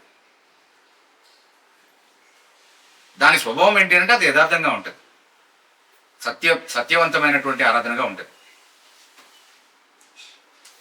అండ్ ఈ రోజు సత్యానికి యథార్థతకు మనకు ఉన్నటువంటి నిర్వచనం ఏంటి అని అంటే నీ వాక్యమే సత్యము అని యేసుక్రీస్తు ప్రభు చెప్పాడు. కాబట్టి వాక్యపు వెలుగులో ఏది సత్యమని నిర్ధారించబడుతుందో దాన్ని ఒప్పుకుంటూ, దాన్ని అంగీకరిస్తూ, దాంతో కంప్లీట్లీ అలైన్ అవుతూ చేసేటటువంటి ఆరాధన ఆయనకు అంగీకారమైనటువంటి ఆరాధన. ఓకే, సో దాన్ని తప్పించుకోవడానికి ఆమె చెప్తున్నటువంటి ఒకే ఒక మాట ఏంటి అని అంటే మెస్సియా వచ్చినప్పుడు అన్నీ చెప్తాడని మాకు తెలుసు. 25వ వచనంలో అంటే షీఈస్ పోస్ట్పోనింగ్ హర్ కమిట్మెంట్ కదా. అంటే ఇంకొంచెం టైం ఉందిలే దానికి, మెస్సియా వచ్చినప్పుడు చూద్దాము, ఆయన అన్నీ చెప్తాడని మా పితరులు చెప్తారు కాబట్టి ఆయన వచ్చినప్పుడు చూసుకుందామని అంటుందండి. ఈరోజు చాలా మంది అట్లాగే మాట్లాడుతుంటారు కదా, రాకడ సమయం ఎప్పుడో అనేది నిర్ధారించుకునే పనిలో ఉన్నారు చాలా మంది. అంటే రాకడ సమయం ఇంకా దూరంగా ఉంటే ఇష్టం వచ్చినట్టు బతకొచ్చనా? అలా కాదు కదా. రాకడ సమయం మాత్రమే కాదు, నీ పోకడ సమయం గురించి కూడా ఆలోచించుకోవాలి. ఈ రోజు నువ్వు పోతే ఆయన సన్నిధిలో నిలబడాలి కదా, ఆయన వస్తే మాత్రమే కాదు. కాబట్టి అలాగే ఆయన ఏ క్షణంలో అయినా వచ్చేటటువంటి అవకాశం ఉందని బైబిల్ చెప్తుంది. కాబట్టి దానికి సిద్ధపాటుతో మనం జీవించాలి. సరే, అది అలా ఉంచితే మెస్సియా వచ్చినప్పుడు ఇవన్నీ మాకు నేర్పిస్తాడు, అప్పుడు మేము వింటాము అని అన్నట్టుగా చెప్తుంది అనమాట. దానికి ప్రభువు చాలా సూటిగా, చాలా కృపాసహితంగా ఇచ్చినటువంటి సమాధానం 26వ వచనంలో మనం చూస్తున్నాం. అప్పటి వరకు ఏ పరిసయుడు ముందు ఆయన నిలబడి ఈ మాట చెప్పి ఉండలేదు కదా. పరిసయులు ఉన్నారు, చాలా ఘనమైనటువంటి వాళ్ళు వచ్చి ఆయనతో మాట్లాడినటువంటి సందర్భాలు ఉన్నాయి. కానీ వాళ్ళు ఎవరికీ చెప్పినటువంటి విషయం, ఈ సమరయ ప్రాంతంలో తిరస్కరించబడినటువంటి ఒక స్త్రీ ముందు నిలబడి చాలా కృపాసహితంగా తను బయలుపరుచుకుంటూ ఆయన ప్రకటిస్తున్నాడు. ఏంటి? యేసు, నీతో మాట్లాడుచున్న నేనే ఆయనని ఆమెతో చెప్పాను. నీతో మాట్లాడుతున్న నేనే ఆ మెస్సియా అని, ఇంకెవరో వచ్చి మళ్ళీ ఏం చెప్పరు నీకు. ఏ మెస్సియా అయితే వచ్చి చెప్తాడని నువ్వు నిరీక్షణ వ్యక్తం చేశావో ఆ మెస్సియా నేనే. కాబట్టి నేను నీకు చెప్తున్నటువంటి ఈ రక్షణ మార్గమే నిజమైనది. ఇదే ఆరాధనకు సరైనటువంటి నిర్వచనం. నువ్వు నిజంగా దేవుని ఆరాధికురాలుగా ఉండాలి అని అనుకుంటే, నిజంగా దేవునితో సమాధాన పడాలి అని అనుకుంటే మెస్సియా చూపించేటటువంటి మార్గమే సత్యమైనది, కరెక్టే. కానీ ఆ మెస్సియాని నేనే అని చెప్తున్నాడు. So listen to me because I am the messiah అని చెప్తున్నాడు. అలా బయలుపరచుకోవడమే చాలా గొప్ప ఆధిక్యత వాస్తవానికి కదా. ఎవరికి బయలుపరుచుకుంటాడంటే ఆయన అలాగా? ఒక మాట చదువుతాం మనం, మత్తయి సువార్త 11వ అధ్యాయం 27వ వచనం. సమస్తమును నా తండ్రి చేత నాకప్పగింపబడి ఉన్నది. తండ్రిగాక ఎవడునూ కుమారుని ఎరుగడు, కుమారుడుగాకను కుమారుడెవనికి ఆయనను బయలుపరచనుద్దేశించునో వాడుగాకను మరి ఎవడునూ తండ్రిని ఎరుగడు. కుమారుడు ఎవరికి బయలుపరచాలని ఉద్దేశిస్తున్నాడో వాళ్ళకి మాత్రమే తండ్రిని బయలుపరుస్తాడు, వాళ్ళకి మాత్రమే తను కూడా బయలుపరుచుకుంటాడు. అంటే తనను బయలుపరచడము అన్నది తండ్రిని బయలుపరచడానికి, తండ్రితో సమాధానపరచడానికి. కాబట్టి ఆ పని అందరికీ చేసే పని కాదు, ఆయన అందరి జీవితంలో చేసేటటువంటి పని కాదు. చాలా మంది విషయంలో వాళ్ళు సత్య తిరస్కారులుగా ఉన్నప్పుడు, సత్యాన్ని వినడానికి నిరాకరించినప్పుడు వాళ్ళ మీద తీర్పు ప్రకటించేశాడు కదా. వాళ్ళు అర్థం చేసుకోలేని విధంగా ఉపమాన రీతిగా వాళ్ళతో మాట్లాడడం ప్రారంభించాడు. కానీ ఇలాంటి ఒక సమరయ స్త్రీ ముందు నిలబడి ఆయన ఎవరో, ఎందుకు వచ్చాడో అర్థం చేసుకునే విధంగా చాలా సూటిగా, చాలా కృపాసహితంగా ఆమెతో మాట్లాడినట్టుగా మనం చూస్తాం. సో యేసుక్రీస్తు ప్రభు ఒకవేళ తను మన జీవితంలో బయలుపరుచుకుని ఉంటే కనుక, ఆయన ఎవరో మనం చూడగలిగి ఉంటే కనుక, అది అందరికీ లభించినటువంటి ధన్యత కాదు, మన పైన ఆయన ప్రత్యేకంగా చూపించినటువంటి కృప అన్నటువంటి విషయాన్ని మనం జ్ఞాపకం చేసుకుందాం.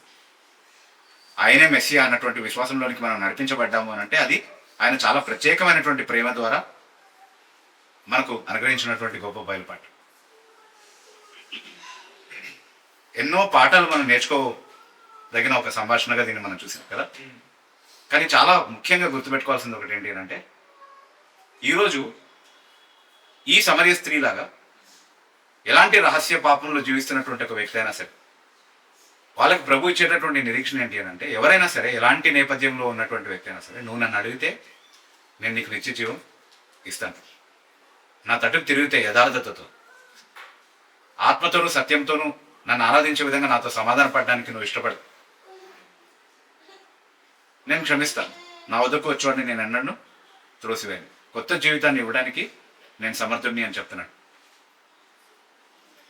అది చాలా గొప్ప నిరీక్షణతో కూడినటువంటి మాట. రెండవదిగా,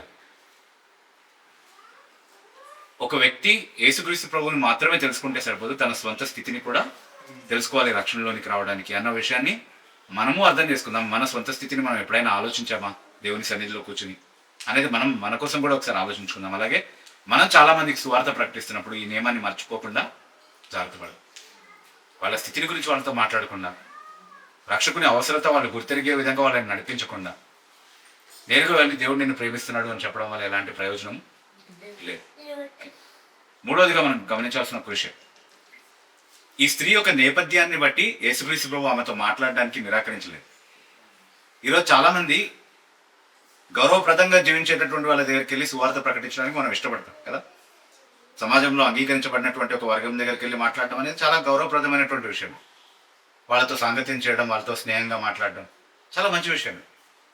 కానీ ఈ పురుషుడు చాలా దిగజారినటువంటి స్థితిలో ఉన్నాడు, ఈ స్త్రీ చాలా దిగజారినటువంటి జీవన శైలి కలిగినటువంటి స్త్రీ అని ఎవరి గురించైనా మనకు తెలిస్తే సాధ్యమైనంత వరకు ఏం చేస్తాం మనం క్రైస్తవులు కూడా, సాధ్యమైనంత వరకు వాళ్ళ నుండి దూరంగా వెళ్ళిపోవడానికే చూస్తాం కదా. వాళ్ళని చేరదీసి వాళ్ళకు సత్యం చెప్పి వాళ్ళకు కూడా సువార్త అవసరం, వాళ్ళకు కూడా రక్షణ అవసరం అన్నటువంటి గ్రహింపుతో వాళ్ళ దగ్గరికి వెళ్ళే అంత తగ్గింపు, దాని కారణంగా సమాజం చేత తిరస్కరించబడే అంత తెగింపు ఉందా మనకి? ప్రభు ఆదర్శాన్ని మనం ఒకవేళ పాటిస్తే అలాగే చేయమా? అంటే ఇక్కడ ఒంటరిగా మాట్లాడుతున్నాడు కదా, చుట్టూ ఎవరు లేరు కాబట్టి మాట్లాడుతున్నాడు, ఒకవేళ అందరూ చూసుంటే కనుక మాట్లాడి ఉండేవాడు కాదు అనుకోవడానికి లేదు. ఎందుకంటే ఆయనకు ఉన్నటువంటి ఒక పేరేంటి, పరిశీలి పెట్టినటువంటి పేరు, is the friend of publicans and sinners. ఎవరికి స్నేహితుడు అంటే ఆయన? పాపులకు సుంకరులకు ఆయన స్నేహితుడు అని పిలువబడ్డాడు. అంటే బహిరంగంగానే వాళ్ళతో ఆయన స్నేహం చేశాడు, వాళ్ళని చేరదీశాడు. He was not afraid of the stigma that was involved. ఇలా చేస్తే సమాజం నన్ను ఎలా అనుకుంటుంది, నన్ను కూడా తక్కువ చేసి చూస్తుంది కదా, నన్ను దిగజారిన ఒక వ్యక్తిగా చూస్తుంది కదా అన్నది ఆయన వైఖరి కాదు. ఈరోజు అంటరాని వాళ్ళుగా పరిగణించబడేటటువంటి వాళ్ళ దగ్గరికి వెళ్ళడానికి ఆలోచించే వాళ్ళు ఉన్నారు. నువ్వు క్రైస్తవుడైనా క్రైస్తవేతరులాగా వాళ్ళని అంటరాని వాళ్ళలాగానే వాళ్ళతో కలిసి పరిగణించేటటువంటి స్థితిలో ఉన్నటువంటి క్రైస్తవులు ఉన్నారు. నైతికంగా పతనమైనటువంటి వాళ్ళ గురించి ఇక చెప్పనవసరం లేదు. మనమేమో చాలా నీతిమంతులు, మనం హృదయంలోనే పాపం చేస్తాము. వాళ్ళేమో భౌతికంగా చేసేసారు కదా కాబట్టి వాళ్ళ దగ్గరికి ఎప్పుడు వెళ్ళకూడదు. అండ్ చివరిగా ఇంకొక మాట, నాకు దాహం ఇమ్మని యేసుక్రీస్తు ప్రభు అడిగాడు కదా అని. అయితే నేను జనరల్లీ అలంకరీకరణ చేసి అక్షరాలా ఉన్నటువంటి విషయాన్ని ఆత్మీయ భావంలోనికి తీసుకురావడం అట్లాంటిది నేను చేయను, అది నా బైబిల్ చదివే విధానం కాదు. కానీ ఇక్కడ నేను చెప్పలేకుండా ఉండేటటువంటి ఒక విషయం ఏంటంటే, యేసుక్రీస్తు ప్రభు నిజంగా దాహం కొని ఉన్నాడు. కేవలం భౌతిక దాహం మాత్రమే కాదు, ఈ స్త్రీని, ఆ సమరయ పట్టణంలో ఉన్నటువంటి ఇతరులను కూడా రక్షించేటటువంటి దాహం ఆయనకి ఉంది. అందుకే ఆ మాట చెప్పాడని అంటున్నాను. కానీ అది అలంకరీకరణ చేయడానికి, అలిగరైజేషన్ చేయడానికి చెప్తున్నటువంటి మాట కాదు, అక్షరాలనే చెప్తున్నాను. ఎందుకు చెప్తున్నాను అంటే, తర్వాత భాగాల్లో మనం ఏం చెప్తామంటే, ఆయన శిష్యులు వచ్చారు ఆయన దగ్గరికి ఆహారం తీసుకుని. ఆహారం తినమని చెప్పినప్పుడు ఆయన ఒక మాట అన్నాడు. ఏమన్నాడు తెలుసా? నా తండ్రి చిత్తం చేయడమే నాకు ఆహారం, నా తండ్రి చిత్తం చేయడమే నాకు ఆహారం. ఏంటి ఆ తండ్రి చిత్తము? కోత విస్తారంగా ఉంది, ఆ కోత కొయ్యాలి, ఆ ఆత్మల్ని రక్షించాలి. అది తండ్రి రక్షించినటువంటి పని, అది చేయడమే ఆహారం తినడం. నాకు అంటే ఆహారము, దప్పిక అనేటటువంటి అలంకారాల్ని మనం ఆయన బాధ్యతతో ముడిపెట్టి మాట్లాడుతున్నాడు కాబట్టి, ఆకలేని దేని గురించి అయితే అంటున్నాడో దాహం అనేది కూడా అదే భావంలో తీసుకుంటున్నాను. ఆయన దాహము, ఆయన ఆకలి ఆత్మీయమైనది. దాన్ని తీర్చుకోవడం కూడా దేవుని యొక్క చిత్తం నెరవేర్చడం ద్వారా, అంటే వాళ్ళని రక్షించేటటువంటి దేవుని యొక్క ఉద్దేశాన్ని నెరవేర్చడం ద్వారా తీర్చబడుతుంది. దానికి ఆయన తను సమర్పించుకున్నాడు. మరి రక్షింపబడినటువంటి మనం, నాకు రక్షణ అనుభవం ఉంది అని చెప్పేటటువంటి మనం ప్రభువుకున్నటువంటి ఆ దాహాన్ని ఆ ఆకలిని ఎంతవరకు అనుభవించగలుగుతున్నాం మన జీవితంలో. తండ్రి చిత్తం చేయడమే నాకు ఆహారం, అది చేసేంత వరకు నాకు ఆకలి ఉంటుంది, అది చేసేంత వరకు నేను దాహంగానే ఉన్నాను అన్నటువంటి పరిస్థితిలో మనం ఉన్నాము. లేకపోతే దేవుని చిత్తం చేయకుండా కూడా చాలా హ్యాపీగా దేవుని పనిలో నిమగ్నం అవ్వకుండా ఆత్మల్ని రక్షించడానికి ఇది దోహదపడుతుంది, నేను కొంత కష్టపడితే, నేను కొంచెం నా కంఫర్ట్ జోన్ నుంచి బయటకు వస్తే అది ఎవరికైనా మేలు చేసేటటువంటి ఆశీర్వాదంగా ఉంటుందని తెలిసి కూడా అది చేయనటువంటి పరిస్థితిలో నేనున్నాను ఉంటే కనుక ప్రభు యొక్క ఆత్మ మనలో లేదు అనేటువంటి విషయాన్ని మనకి జ్ఞాపకం చేసుకోవాలి. దేవుడి కొద్ది మాటలు